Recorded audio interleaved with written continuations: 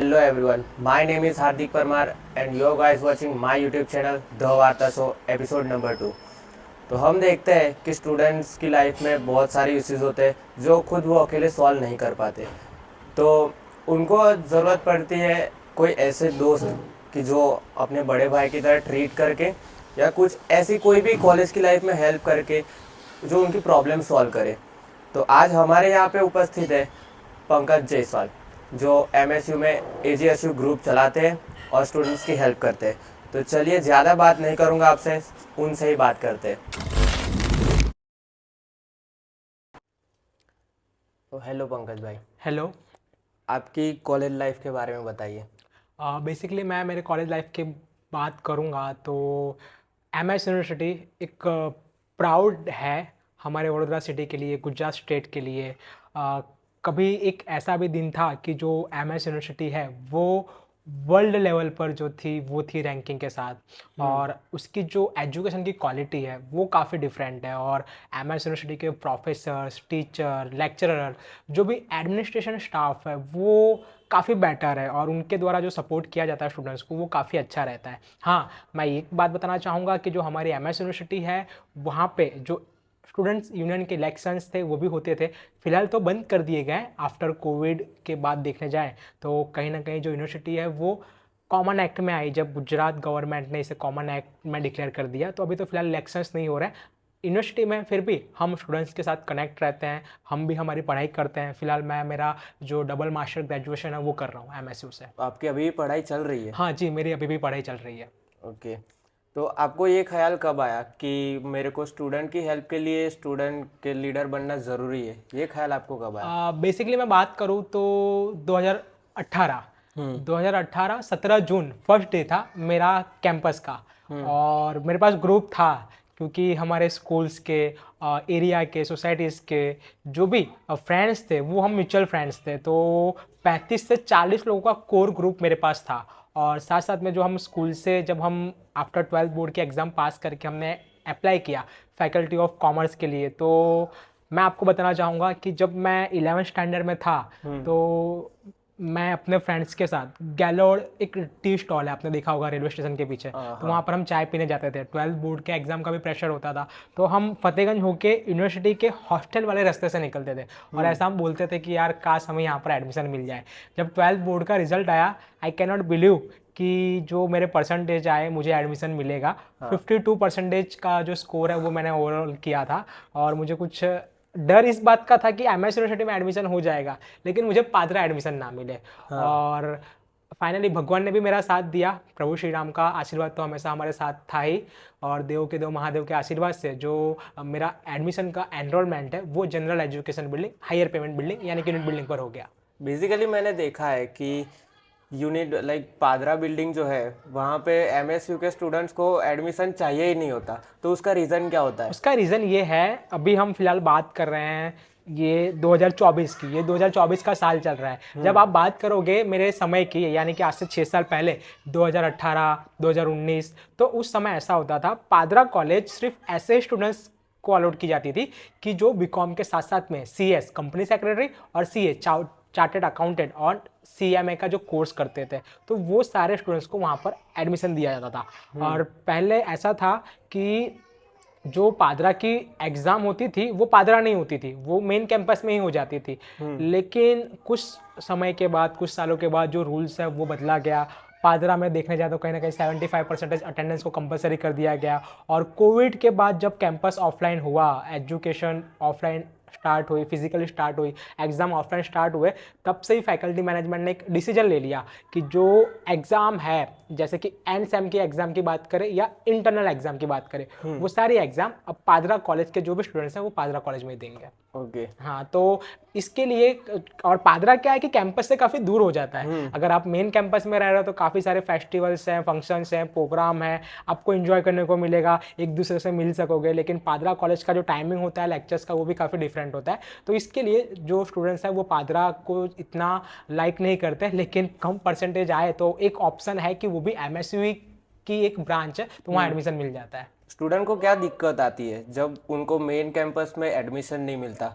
दिक्कत तो यही आती है कि सबका एक सपना होता है कि फैकल्टी ऑफ कॉमर्स में मेन बिल्डिंग पर एडमिशन मिल जाए, लेकिन मैं इस बारे में कहना चाहूँगा कि लकी हैं ऐसे स्टूडेंट्स की जो लोग SC ST और OBC कैटेगरी से बिलोंग करते हैं, क्योंकि उनके लिए गवर्नमेंट ऑफ गुजरात के द्वारा जो बेनिफिट्स प्रोवाइड किए गए हैं वो शायद ही जनरल कैटेगरी के स्टूडेंट्स को हमारे MS यूनिवर्सिटी में मिलता है। जनरल वालों के साथ बहुत नाइंसाफी होती है। हाँ जी हाँ, मैं आपको बता दूं कि अब मेरी बात सुनिए, मेरे हैं 52%। तो 2018 में मुझे एडमिशन कहाँ पर मिला?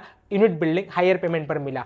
उस टाइम पर मेरी फीस थी समथिंग 13,570 रुपीज़, यानी कि 13,570 रुपये। अब मैं बात करूं उसी की जगह मेरे काफ़ी फ्रेंड्स थे जिसके 45 48 थे, लेकिन वो OBC कैटेगरी से आते थे, तो उनको मेन बिल्डिंग पर एडमिशन मिल गया, तो उनकी फ़ीस थी समथिंग 7,500। तो ये जो फीस है कहीं ना कहीं मुझे हायर पेमेंट पर मिला, क्योंकि मेरे परसेंटेज कम थे और कैटेगरी मेरी जनरल थी। तो आप सोचिए कि SC ST और OBC कैटेगरी के जो स्टूडेंट्स हैं उनको कितना अच्छा बेनिफिट यूनिवर्सिटी की तरफ से दिया गया और गवर्नमेंट ऑफ गुजरात की जो भी स्कीम है उसका बेनिफिट मिला। हाँ, मतलब वही कि लाइक जनरल के साथ नाइंसाफी तो होती है। नाइंसाफी होती है, क्योंकि अगर देखने जाए तो स्कॉलरशिप की बात करें तो जनरल कैटेगरी के जो स्टूडेंट्स हैं उनको DSW डेकोरेट वेलफेयर स्टूडेंट हम बोल सकते हैं, वो स्कॉलरशिप प्रोवाइड की जाती है। और वो भी कब मिलती है उसके लिए भी बहुत लंबी प्रोसेस होती है। अप्लाई करना होता है, अप्लाई करने के बाद इनकम सर्टिफिकेट अपलोड करना होता है, और फादर की जो एनुअल इनकम है वो भी उसके अंदर 2,50,000 से कम होनी चाहिए। और उसके बाद घर पे इंक्वायरी करने आते हैं, हम कौन सा सेलफोन यूज़ करते हैं वो भी चेक किया जाता है, कपड़े हमने किस तरह के पहने हैं, क्योंकि वो पूरा बिहेवियर देखते हैं। यानी कि एक ऐसा इमेज ही कर लिया है कि जनरल कैटेगरी से जो भी बिलोंग करता है वो आउट ऑफ रीच है, लेकिन ऐसा नहीं होता है। अमीरी हाँ, ऐसा। एज अ स्टूडेंट लीडर आप क्या रास्ते अपनाते हैं कि आप मैक्सिमम से मैक्सिमम आप स्टूडेंट तक कनेक्ट रह सको? जी, मैं आप सभी को बताऊं तो कोशिश यही रहती है कि मैं हर किसी को रिस्पॉन्स कर सकूं। सबसे पहली बात तो जो सोशल मीडिया है वो काफ़ी हेल्पफुल होता है।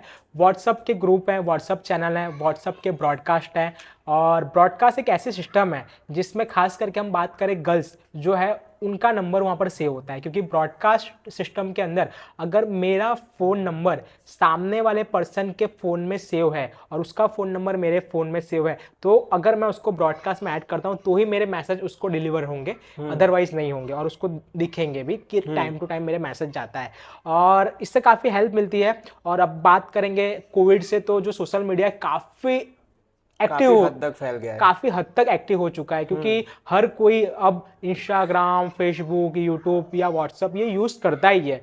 और हम बात करेंगे कि जो मेजर हमारी अपडेट्स होती है वो वाया इंस्टाग्राम के स्टोरी पोस्ट से ही सभी स्टूडेंट्स तक जाती है। और कैंपस में तो फिलहाल जो स्टूडेंट्स हैं वो इतने रेगुलर नहीं है, लेकिन अपडेट की और इन्फॉर्मेशन की ज़रूरत सभी को होती है, क्योंकि कितनी बार ऐसा भी होता है कि एग्जाम की जो डेट है वो स्किप हो जाती है, स्टूडेंट्स को पता नहीं चल पाता है, ATKT के फॉर्म के सबमिशन की जो डेट है वो मिस हो जाती है, उनको पता नहीं चल पाता है। तो जो रेगुलर स्टूडेंट्स हमें फॉलो करते हैं, हमारे पेज को फॉलो करते हैं, सोशल मीडिया पर हमें हर एक वे और हर एक पाथ पर हमें फॉलो करते हैं, तो कहीं ना कहीं उन्हें सभी जो इन्फॉर्मेशन है वो मिल जाती है। आपको कब ऐसा फील हुआ कि मुझे स्टूडेंट लीडर बनना चाहिए? जी, मैं बात करूंगा कि मैंने जैसे कि बताया 17 जून मेरा फर्स्ट डे था, फर्स्ट ईयर बीकॉम का। अभी तो बीकॉम ऑनर्स हो चुका है, उस टाइम पर बीकॉम रेगुलर चलता था। तो हमारे जो रेगुलर लेक्चर स्टार्ट होते थे वो दोपहर को 3:30 बजे स्टार्ट होते थे। तो मैं आप सभी को बता दूं कि मैंने करीबन 10 या 8 जुलाई तक जो रेगुलर लेक्चर्स हैं वो अटेंड किए थे। 21 या 22 जुलाई तक मैंने रेगुलर लेक्चर्स अटेंड किए थे, कंटिन्यू अटेंड किए थे। और सबसे पहला हमारा लेक्चर होता था स्टैटिस्टिक्स सब्जेक्ट का, उसके बाद में हमारा जो लेक्चर्स होता था वो था structure process for business SPB, और थर्ड लेक्चर हमारा होता था एलिमेंट्स ऑफ इकोनॉमिक थियरी। ये 3 लेक्चर्स होते थे मंडे, ट्यूसडे एंड वेडनेसडे। उसके बाद में जो थर्सडे और फ्राइडे और सैटरडे का शेड्यूल आता था उसमें जो सब्जेक्ट है वो चेंज हो जाता था, जिसमें अकाउंट भी आता था, और साथ साथ में हम बात करेंगे कि और भी जो 2 सब्जेक्ट है वो आते थे, जैसे कि इंग्लिश का सब्जेक्ट हो गया और एक IESS इंडियन इकोनॉमिक जो सब्जेक्ट है वो आता था। तो ये हम रेगुलर लेक्चर अटेंड करते थे। ग्रुप इतना बड़ा था मेरा, और MS यूनिवर्सिटी में तब इलेक्शंस होते थे, तो हर कोई इलेक्शंस कंटेस्ट कर सकता था अगर जो कैपेबल हो। तो उस समय की मैं बात कर रहा हूँ 2018 की। तो 2018 में वोट के लिए मेरे पास आते थे सब लोग, मेरा ग्रुप काफ़ी बड़ा था, हम ग्रुप लेके खड़े रहते थे। और हम मतलब कि ऐसा कुछ हमारी थिंकिंग नहीं थी कि हम जाके ऐसा लड़े, लेकिन मेरे ग्रुप में से 4-5 जो बंदे थे, मैं उसका नाम लेना चाहूँगा, उस टाइम की बात कर रहा हूँ। एक अमित यादव करके, एक मयूरेश भगत करके, एक संदीप प्रजापति करके, एक नीलेश जांगेड़ करके, ऐसे जो मेरे फ्रेंड्स थे। तो उन्होंने मुझे कहा, बात करूंगा, मेरा कॉलेज का क्लासमेट था गौरव करके, गौरव फिलहाल तो अभी साउथ अफ्रीका है वो, और ऐसे काफ़ी सारे जो फ्रेंड्स थे। तो उन लोगों ने मुझे कहा कि पंकज, अगर तू इफ़ ट्राई करे तो हम तुझे सपोर्ट करने को तैयार है। लेकिन पहला तो मैंने नाम बोला, घर पे परमिशन मैंने एक बार पूछा तो पापा ने बोला कि अपने सब को ये करने की ज़रूरत नहीं है, पढ़ाई करके सीधा सीधा अपने को जॉब करना है। ये उस टाइम की मेंटलिटी थी, और मेरा भी कुछ ऐसा था नहीं, बहुत सिंपल सा, मैं कॉलेज जाता था और आता था और लाइफ एंजॉय करता था। लेकिन ठीक है, ऐसे थोड़ा स्टूडेंट लीडर जो वहाँ पर होते थे, जो उस टाइम पे हमारे सीनियर थे, उनसे मैं मिला, बातचीत होती थी। और एक दो बार मैंने उन सभी के लिए भी स्पीच दी मेरे ग्रुप में, तो उन्होंने मुझे अप्रिशिएट भी किया काफ़ी, और मुझे एक दो फंक्शंस में बुलाया। लेकिन फाइनली मेरे ग्रुप के जितने भी मेरे क्लासमेट थे, मेरे जो भी कोर कमेटी के मेंबर्स थे, उन्होंने डिसीजन लिया कि पंकज तुझे इलेक्शन लड़ना चाहिए। तो फिर मैं जिसको अपना आइडल मानता हूँ, समझो कि ऐसे कुछ लोग होते हैं हमारी लाइफ में कि कहीं ना कहीं कि वो लोग हमें सपोर्ट करते हैं एवरी मोमेंट पर। हाँ। वो फिर हम चाहे गलत हो या फिर हम सही हो, वो आके खड़े रहते हैं। तो उनसे मैं मिला, तो उन्होंने मुझे बताया कि यूनिवर्सिटी में इस तरह के इलेक्शंस होते रहते हैं और अपना भी ग्रुप है, आप वहाँ से कंटेस्ट करो, आपको सभी सपोर्ट्स मिलेंगे। तो ऑलरेडी ग्रुप तो मेरे पास था ही।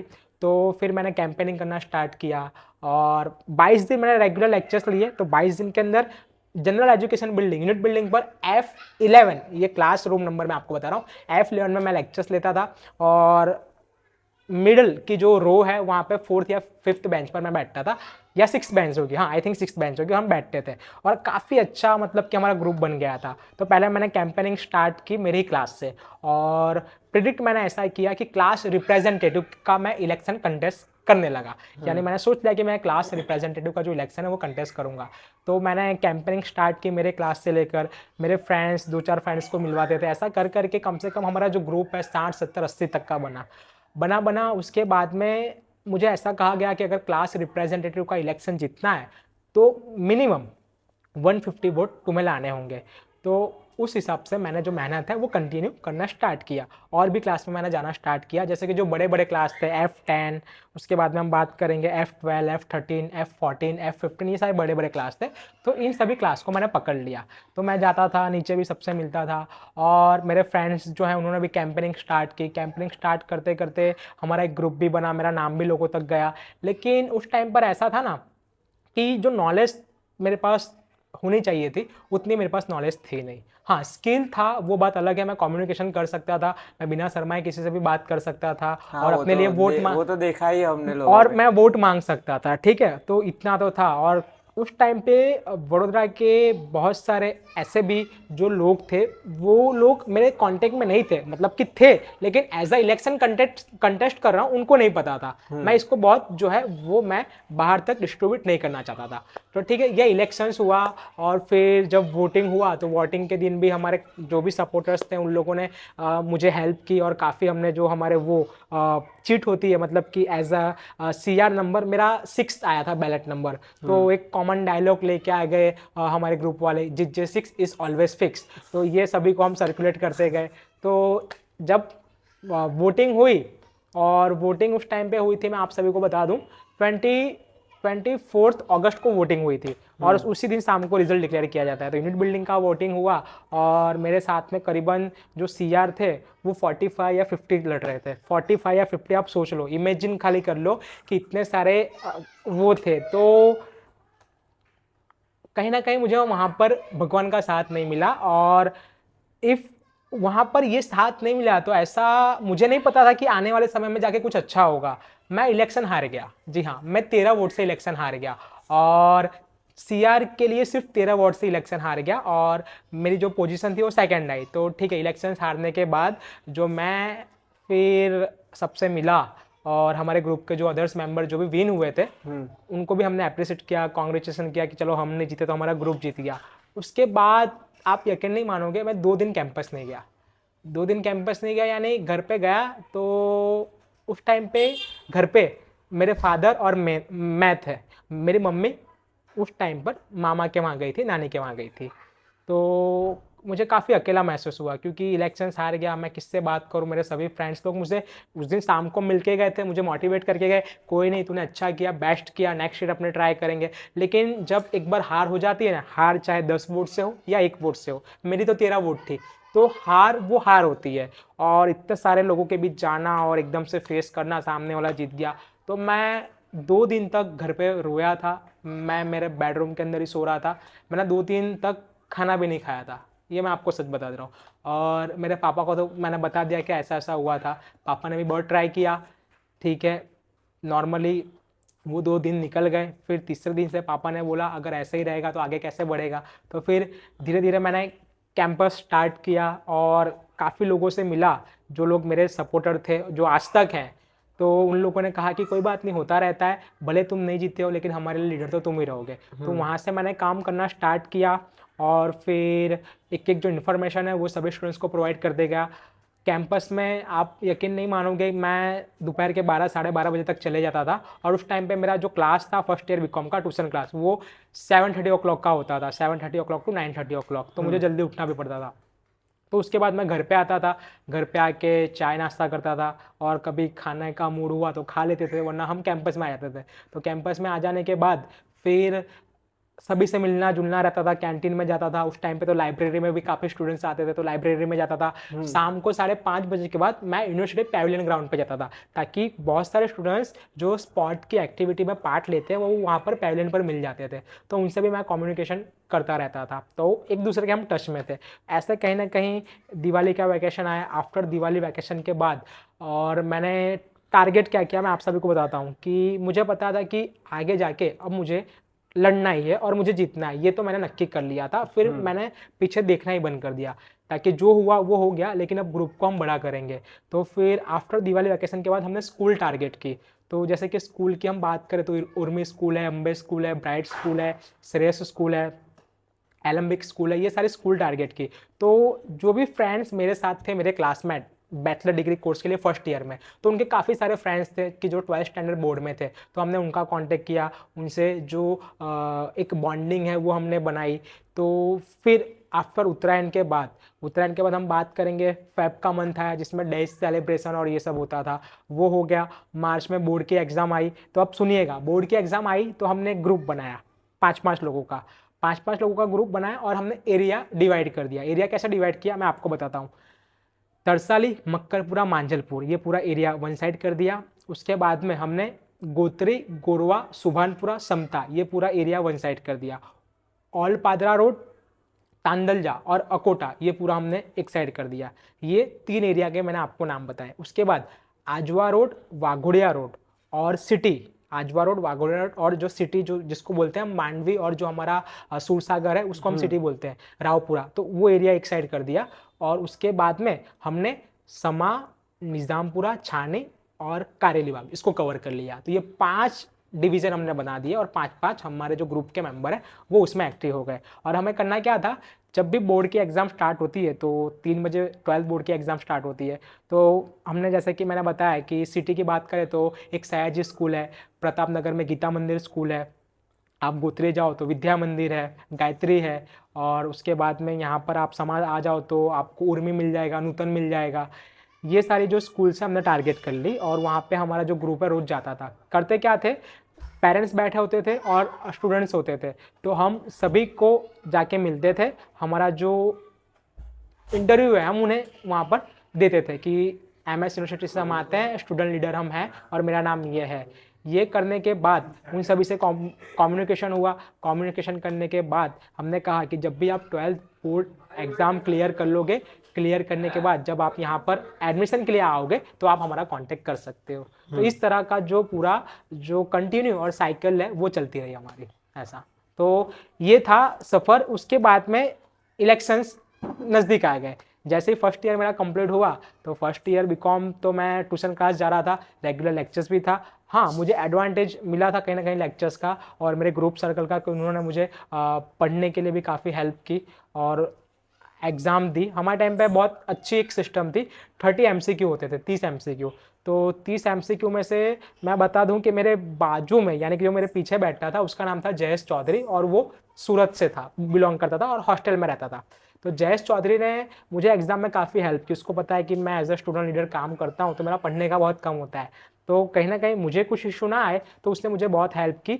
वो CBSE सेंट्रल बोर्ड का स्टूडेंट्स था, तो उनको जो स्टेट का सब्जेक्ट है वो नहीं पढ़ाया जाता है। तो स्टेट के सब्जेक्ट में मुझे जो है वो काफ़ी डिफिकल्टी फेस हुई। लेकिन हाँ, जब एक्सटर्नल की एग्ज़ाम आई, एंड सेमेस्टर की एग्ज़ाम, तब सेमेस्टर 1 और सेमेस्टर 2 में मैंने उसमें काफ़ी अच्छा परफॉर्मेंस किया, क्योंकि जो सम्स था वो एज पर रूल्स के अगर हम सॉल्व कर रहे हैं तो उसका आंसर आ ही जाता था। तो वो हमने एग्ज़ाम भी क्लियर कर दी। और इलेक्शन लड़ने के लिए एक ऐसा रूल है यूनिवर्सिटी का, फर्स्ट ईयर बीकॉम या सेकंड ईयर बीकॉम या XYZ किसी भी ईयर में हो, तो आपकी एक भी एटीकेटी एक भी सब्जेक्ट में एक भी सेमेस्टर में नहीं होनी चाहिए। तो सबसे बड़ा डर ये था कि एटीकेटी ना आ जाए।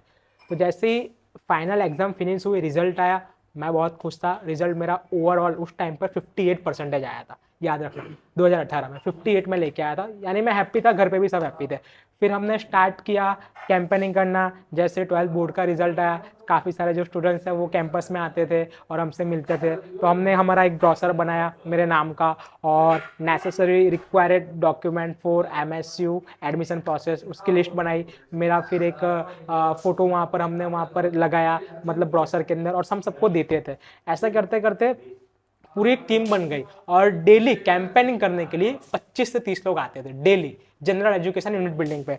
और फिर मेरे को मेरे जो भी सीनियर्स थे, मेरे ग्रुप के मेंबर्स, उन्होंने बोला कि CR नहीं लड़ना है, क्लास रिप्रेजेंटेटिव, SY में भी क्लास रिप्रेजेंटेटिव हम कंटेस्ट कर सकते थे। तो मुझे फैकल्टी रिप्रेजेंटेटिव कंटेस्ट करने को बोला, और मैंने बोला ये तो डिफिकल्ट हो जाएगा। बोला नहीं, अपन कर सकते हैं और तू लड़ सकता है। तो ठीक है, हम फैकल्टी रिप्रेजेंटेटिव कंटेस्ट करने लगे। और फैकल्टी रिप्रेजेंटेटिव यानी फर्स्ट ईयर, सेकेंड ईयर और थर्ड ईयर, तीनों ईयर के जो वोट हैं वो हमको मिलने चाहिए। तो TY का उस टाइम पर जो टाइमिंग होता था वो सुबह 7:30 बजे होता था। अब सेकेंड ईयर का स्टूडेंट, मैं सेकेंड ईयर में हूँ, अगर TY में अगर आप इंटरव्यू देने जा रहे हो, वोट मांगने जा रहे हो, तो भाई वो लोग खींच डालते थे पूरे, ऐसा समझो। यानी कि वो रैगिंग ऐसा नहीं बोल सकते, अगर आप स्टूडेंट लीडर हो तो बेसिकली अब TY के स्टूडेंट हैं, TY के स्टूडेंट और मास्टर्स के स्टूडेंट्स को कभी भी आप C नहीं बना सकते हो, क्योंकि भले FY SY को आप बोलो।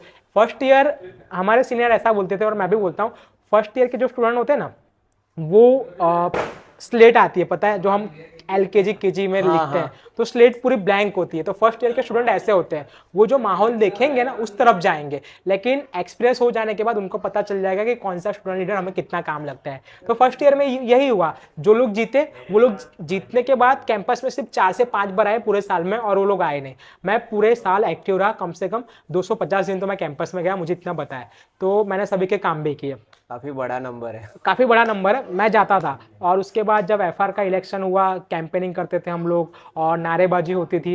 यूनिट बिल्डिंग पर एक जेरोक्स सेंटर है, जेरोक्स सेंटर तो अभी बना, उस टाइम पे जेरोक्स सेंटर नहीं था, एक स्टॉल जैसा रखा हुआ था। तो वहाँ पर आगे हम डेस्क लगा के बैठ जाते थे, और जो भी आता था एडमिशन के लिए उसके नंबर हम वहाँ पर जो है वो मतलब कि मांग लेते थे कि अगर आपको कुछ भी काम काज होगा तो हम मैसेज करेंगे, ये सब। उस टाइम पे इंस्टाग्राम का इतना जो क्रेज़ है वो नहीं था, व्हाट्सअप का क्रेज़ था। तो व्हाट्सअप के थ्रू हम सभी को मैसेज करते थे, और किसी को भी काम होता था तो कॉल कर लेते थे। तो ये सब था। तो एडमिशन प्रोसेस में काफ़ी सारा ये हुआ, और हमारे टाइम पे 8-8, 9-9, 10-10 हज़ार एडमिशन दिए जाते थे बीकॉम के अंदर। तो ये हो जाने के बाद इलेक्शन आया, मेरा बैलेट नंबर भी आ गया। बैलेट नंबर मेरा आया इस बार 4। तो 4 बैलेट नंबर आया, तो फिर बहुत सारे स्लोगन भी आए। तो एक स्लोगन दिया गुजराती में, તમારો અને મારો એક જ વિચાર, FR માટે नंबर 4, यानी कि FR के लिए सिर्फ नंबर 4 और कोई नंबर चाहिए नहीं। तो ये जो स्लोगन है वो बहुत चला, તમારો અને મારો એક જ विचार, FR માટે नंबर 4।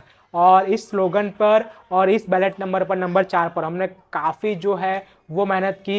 हर एक जो क्लास है यूनिट बिल्डिंग के, वो क्लास में कैंपेनिंग की, चाहे सेकंड ईयर हो, थर्ड ईयर हो। और बड़ौदा के लगभग 118 कोचिंग क्लास है, तो 118 कोचिंग क्लास में सुबह से मेरा जो शेड्यूल है वो स्टार्ट हो जाता था। सुबह 7 बजे से मैं शेड्यूल स्टार्ट करता था। तो जैसा कि मैंने बताया कि जैसे कि 5 एरिया हमने स्कूल के लिए डिवाइड किए थे, तो ऐसे सेम इसी तरह हमने जो 5 एरिया है वो वडोदरा के ट्यूशन क्लास के कोचिंग क्लासेस में कैंपेनिंग के लिए हमने डिवाइड कर दिए। तो कभी मेरा शेड्यूल आता था मक्करपुरा, मांजलपुर, तरसाली, कभी आता था सुभानपुरा, समता, गोरवा, गोत्री, तो कभी आता था तांदलजा, ओपी रोड, अकोता, तो कभी आता था समा, छानी, निजामपुरा या फिर कारेली बाग, या फिर कभी सिटी आता था। अगर सिटी आता था तो मुझे बहुत अच्छा लगता था क्योंकि मेरे घर से बहुत नज़दीक था। संगम, कारेली बाग आया तो भी मुझे बहुत अच्छा लगता था क्योंकि मेरे घर से नज़दीक था। तो इस तरह कैंपेनिंग स्टार्ट की। और जब मैं फैकल्टी रिप्रेजेंटेटिव कंटेस्ट मैंने किया 2019 में, तो उस टाइम पे 28 कैंडिडेट थे और मेरा बैलेट नंबर 4 था। तो इलेक्शन की डेट बता रहा हूँ, पहली जो डेट आई वो 10 अगस्त आई, 10 अगस्त। लेकिन उस टाइम पे जब इस बार 2024 का जो फ्लड आया जो आपने देखा, तो उसी टाइम पर सेम ऐसा ही फ्लड आया था। और वो फ्लड आया था 31 जुलाई को, 31 जुलाई, 30 जुलाई को वो फ्लड आया था। ये मैंने आपको बताया कि ये ट्यूशन क्लासेस जो होते थे तो वो मैनेज करने के बाद फिर जो ये इलेक्शन की डेट 10 अगस्त आई, 10 अगस्त के बाद जो नेक्स्ट डेट है वो आई 14 अगस्त। 14 अगस्त को हमारा इलेक्शंस का जो वोट है वो होगा, ये फाइनल हुआ।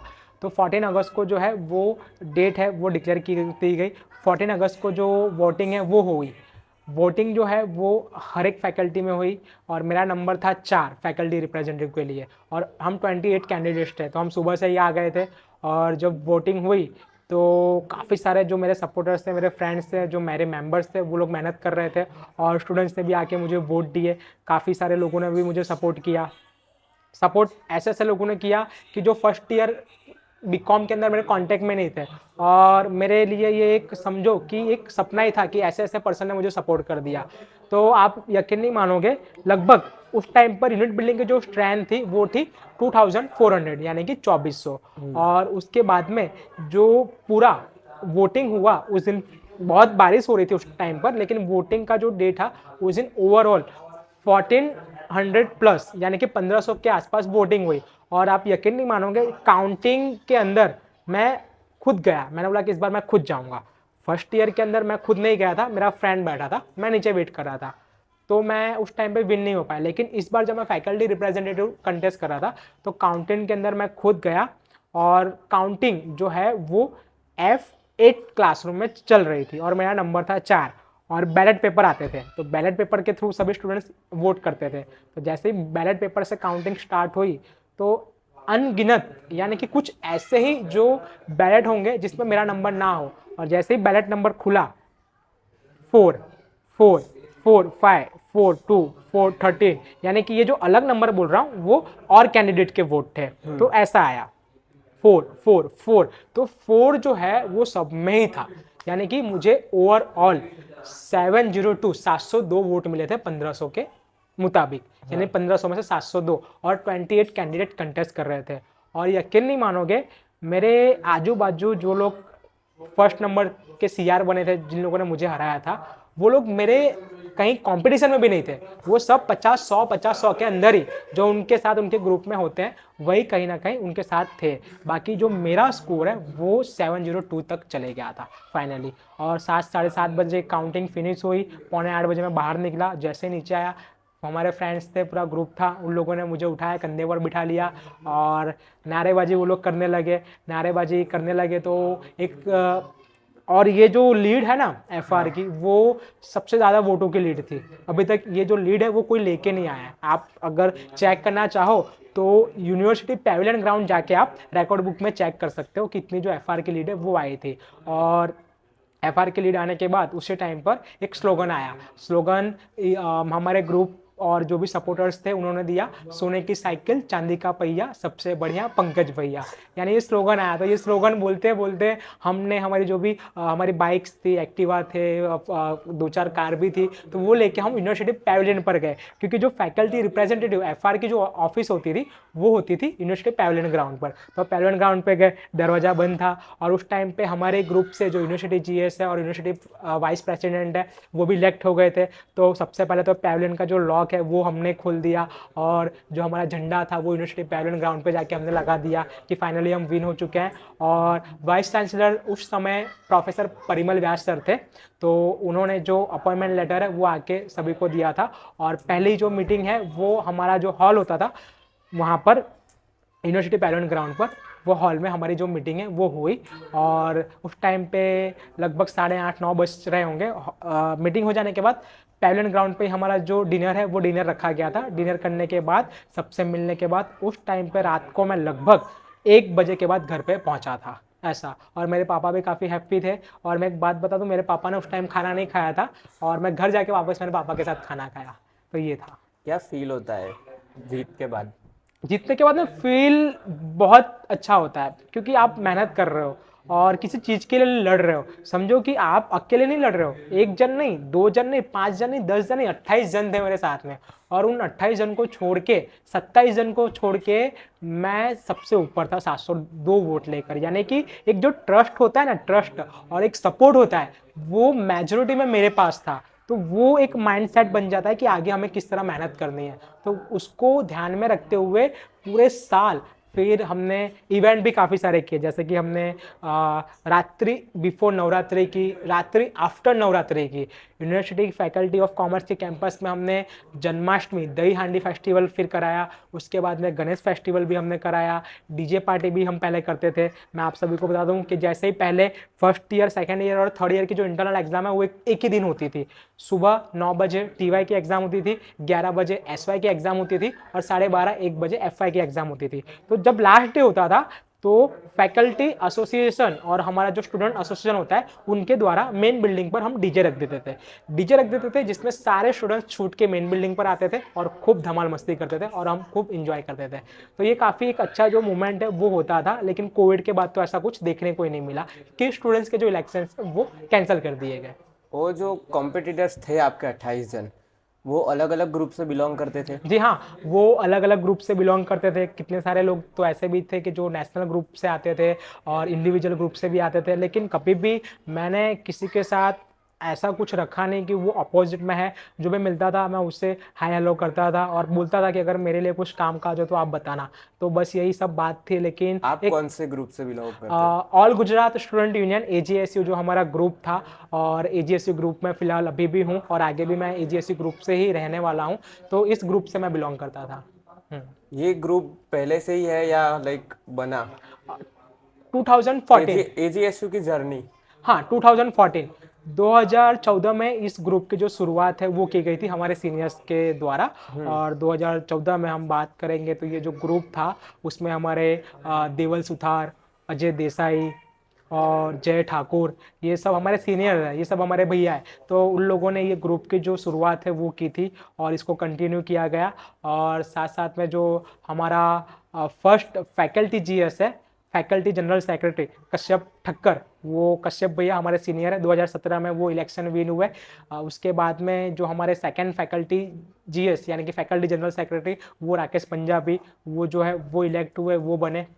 उसके बाद में 19 में मैं फैकल्टी रिप्रेजेंटेटिव बना। फैकल्टी रिप्रेजेंटेटिव बनने के बाद 20 में जो कोविड आ गया और मुझे भी कंटेस्ट करना था फैकल्टी जनरल सेक्रेटरी है। मैंने भी मेहनत की थी उसके लिए, बट वो बैड लक या फिर कहना चाहेंगे कि यूनिवर्सिटी में इलेक्शन नहीं हुए तो वो पॉसिबल नहीं हो पाया ऐसा। और कौन कौन से ग्रुप है जो आपके कंपटीशन में है अभी? बहुत सारे ग्रुप हैं ऐसे। तो मैं ऐसे ग्रुप का जो नाम है कभी लेता नहीं हूँ, क्योंकि मैं ऐसा समझता हूँ कि मैं अगर किसी का नाम लेके किसी को बड़ा करूँ तो मैं बड़ा नहीं करना चाहता हूँ ऐसा। उन सब से AGSU स्टूडेंट AGSU के पास आए, तो ऐसा क्या है AGSU में? AGSU कैसा था कि ये पूरा इंडिपेंडेंट था। कभी भी किसी का जो वो बोलते हैं ना विजन, तो AGSU में कैसा था कि आप काम करने के लिए आओ, यहाँ से आपको एक स्टेज मिलेगा। अगर आप कोई भी एक्टिविटी करना चाहते हो स्टूडेंट्स के लिए तो हम आपके साथ हैं। आप स्टूडेंट्स को हेल्प करो, उनके साथ कोई भी सोशल एक्टिविटी करो तो हम आपके साथ आएंगे। और साथ साथ में यहाँ पर ग्रुप में जो एनवायरनमेंट होता था ना वो एज अ फैमिली मेम्बर के तरीके होता था। किसी के भी घर कुछ फंक्शंस हो, प्रोग्राम हो तो सभी ग्रुप के मेम्बर को हम इन्वाइट करते थे। दूसरी बात कि हमारे ग्रुप के जो सीनियर्स हैं, सीनियर्स काफ़ी सपोर्टिव है। और ये दूसरों के ग्रुप के मेंबर से भी मैंने बात सुनी है कि हमारे जो सीनियर हैं ऐसे किसी के पास सीनियर नहीं है। तो सबसे बड़ा एडवांटेज हमको हमारे सीनियर का मिला। और हमारे सीनियर ने कहीं भी किसी भी समय ऐसी कोई हेल्प जो है वो नहीं की होगी। ऑलवेज वो लोग करते ही आए हैं और आगे भी करते रहेंगे, हमको पता है। तो उस हिसाब से जो ये ग्रुप है वो पूरा मेंटेन रहा और एक सबसे बड़ा जो ग्रुप है फैकल्टी ऑफ कॉमर्स और यूनिवर्सिटी में बन के आया। पार्टीज वगैरह जो स्टूडेंट्स के लिए आप रखते हो, जो भी फेस्टिवल का सेलिब्रेशन वगैरह होता है, उसके लिए फंडिंग कहाँ से आती है?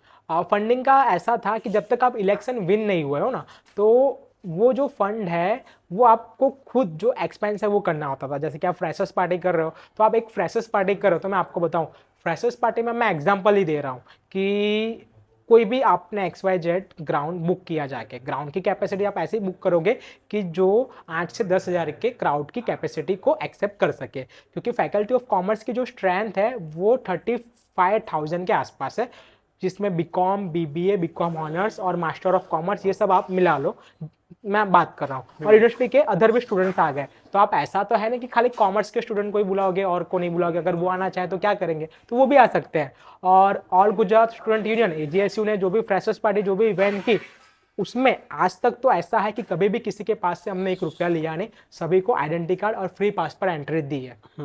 तो पार्टी प्लॉट का जो खर्चा है सबसे पहले तो वो 1 to 1.5 लाख, यानी कि 1 से 1.5 लाख रुपए का होता था। अगर डीजे अगर आप बुक कर रहे हो तो अच्छे से अच्छा डीजे करीबन वो भी आपको 1 लाख रुपीज़ के आसपास पड़ता है, यानी कि 1 लाख रुपए के आसपास। उसके बाद आपका जो पूरा पास का जो कॉस्टिंग है, जो पास हम जो छपवाते थे और फिर डिस्ट्रीब्यूट करते थे, तो उसका भी जो कॉस्टिंग है करीबन हमें 40 से 50 हज़ार हो जाता था। उसके बाद में जो डेकोरेशन के लिए जिसको हम फरास खाना बोलते हैं, ये सब आप करो, यानी कि एक फ्रेशर्स पार्टी हमें करीबन 4 से 5 लाख रुपए में जो है वो उसका एक्सपेंस करवाती है, वो मैं आपको बताना चाहूँगा। और हाँ, इन सब में हमारे जो सीनियर्स हैं वो कहीं ना कहीं हमें हेल्प कर देते थे। और उसके बाद में कितने ऐसे जो स्पॉन्सरशिप्स हैं, जैसे कि IELTS की कोचिंग क्लास चलती है, CMAT कैट की कोचिंग क्लास चलती है, UPSC GPSC की कोचिंग क्लास चलती है, तो एक छोटी या बड़ी अमाउंट वो हमें स्पॉन्सर कर देते थे, तो काफ़ी हेल्प मिल जाती थी ऐसा। यहाँ पे अभी आपके पास ऐसे कौन से दोस्त हैं जो बहुत ज़्यादा सपोर्टिव है आपके लिए? देखो, मैं देखने जाऊँ तो मैंने नाम लिया, जैसे कि अमित यादव है, संदीप प्रजापति है, फिर मयूरेश भगत है, निशिल राजपूत है, फिर नीलेश जांगीड़ है। ये सब लोग तो ऐसे थे कि जब मैं कुछ था नहीं तब से इन लोगों ने मेरे लिए मेहनत स्टार्ट की थी। और चंदन मंडल करके है, फिर एक निखिल सिंह करके है, ये सब थे। फिर मिलिंद कुमार करके था मेरा फ्रेंड, ये थे। और उसके बाद में जैसा कि मैंने बताया कि मेरे एग्ज़ाम के बाजू में जो लड़का बैठा था जयेश चौधरी, वो। और उसके बाद में अगर अभी देखने जाएं तो FR बनने के बाद जैसे कि विवेक श्रीमाली है, विशाल परमार है, ये दो तो ऐसे हैं मेरे लिए कि वो दो हमेशा मेरे आजू बाजू ही रहते थे। वो हर एक तरह से मुझे सपोर्ट करते थे, तो वो लोग का सपोर्ट मुझे मिला। और बैकअप में भी बाहर से मुझे काफ़ी सारा सपोर्ट मिला। मेरे जो कज़िन ब्रदर्स थे वो भी ऑलवेज आ जाते थे, क्योंकि इलेक्शंस में जो है मारा मारी भी काफ़ी होती थी पहले, हाँ, और मैंने उसको देखा है पूरा कि मैनेज करना पड़ता था। अगर अगर आप ही इन सब में इन्वॉल्व हो जाओगे तो कैंपेनिंग साइड में रह जाएगी, आप स्टूडेंट्स तक पहुंच नहीं पाओगे। तो सामने वाले जो ग्रुप के जो भी अदर्स कैंडिडेट होते थे और उनके ग्रुप के सीनियर होते थे, तो ऐसा सब जरूर करते थे कि कहीं ना कहीं हमें बिजी रखे, लेकिन हमें बिजी नहीं होना होता था, हमें उसको इग्नोर करके आगे बढ़ना पड़ता था। कई लोग आते थे, बोलते थे कि तू ऐसा इतना मैनेज कैसे कर लेता है, कैसे तू सहन कर लेता है। तो मैंने एक ही चीज़ कहा कि ये जो हमारा सिर है, इस सिर के ऊपर ऐसा समझो कि मैंने बर्फ रख दिया है। कोई कुछ भी बोले मुझे कुछ फर्क नहीं पड़ता था, दिखता नहीं था। मैं सिर्फ मेरे गोल को जो है वो फोकस करता था। मुझे पता है कि अगर मैं कुछ बन गया और मेरे पास कुछ आ गया तो यही सारे लोगों की हेल्प मैं खुद करूँगा, ऐसा। MSU के अंदर पुलिस का आना जाना, क्या ये कॉलेज और स्टूडेंट के लिए तकलीफ देता है? पुलिस सेफ्टी के लिए आती है। पहले तो पुलिस आती नहीं थी, लेकिन जब से ये यूनिवर्सिटी कॉमन एक्ट के अंदर आई है तब से पुलिस का आना जाना रेगुलर हो गया है। अगर हम एक नॉर्मल एक एप्लीकेशन भी अगर मैं university head office PRO VC sir या रजिस्ट्रार सर को देने जाता हूँ, तो सयाजीगंज से 2 PCR की वैन आके खड़ी हो जाती है। सबसे पहले अब वो आके खड़ी हो गई तो मुझे रीज़न पूछती है क्यों आए, क्या एप्लीकेशन देनी है। हम VC सर से बात करके आते हैं, रजिस्ट्रार सर से बात करके आते हैं, वो अलाउ करेंगे तब हम आपको आने देंगे। लेकिन ऐसा नहीं होता है। अब बात रही स्टूडेंट और यूनिवर्सिटी मैनेजमेंट के बीच कम्युनिकेटर कौन है, तो वो हम हैं। तो अगर हम स्टूडेंट्स की बात मैनेजमेंट तक लेकर जाएंगे तो वो हम ही जाएंगे, और कोई नहीं जा सकता, स्टूडेंट्स तो जा नहीं सकते। तो उसके लिए हम जाते हैं। तो काफ़ी जो पुलिस है वो आती है। और जब भी एग्रेसिव प्रोटेस्ट होता है तो कहीं ना कहीं यूनिवर्सिटी डैमेज होती है, या फिर हम कहना चाहें ना स्ट्राइक होती है, तो वो जो हम पुतला जलाते हैं वो यूनिवर्सिटी मैनेजमेंट का हो या फिर किसी का भी हो, तो उसमें हमारे उसमें हमारे ऊपर जो है वो केस फाइल किया जाता है। केस फाइल होने के बाद पुलिस स्टेशन में बैठना पड़ता है। पुलिस स्टेशन में बैठने के बाद तो कोई भी ऐसा पूछने नहीं आता है कि कुछ खाया पिया या बाहर कैसे निकलोगे, लेकिन जो घर वाले हैं, ग्रुप के मेंबर्स हैं, वही सब मैनेज करते हैं।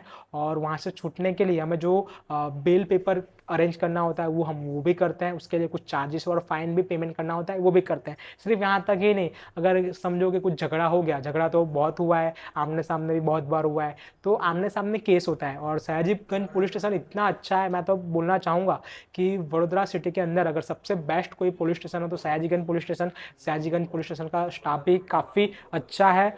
एज अ रूल्स देखने जाएँ तो वो लोग एक्शन लेते हैं, लेकिन कहीं न कहीं इंसानियत की बात की जाए तो इंसानियत सबसे बढ़िया है उनके अंदर।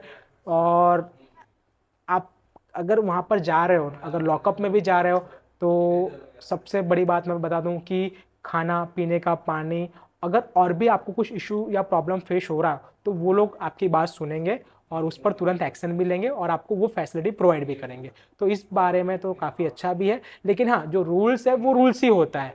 अगर आप लॉकअप में गए और केस फाइल हो गया, तो फिर अगर आज दोपहर को मैं लॉकअप में गया और केस फाइल हुआ, तो मेरा छूटना दूसरे दिन ही होगा। और फिर कोर्ट में से जाके फिर बेल लेनी होती थी और फिर हम छूटते थे। और उसके बाद में जब केस चलता था तो एवरी मंथ की कोई भी डेट आती थी, तो उस डेट पर जाके हम कोर्ट में जाके बैठ जाते थे।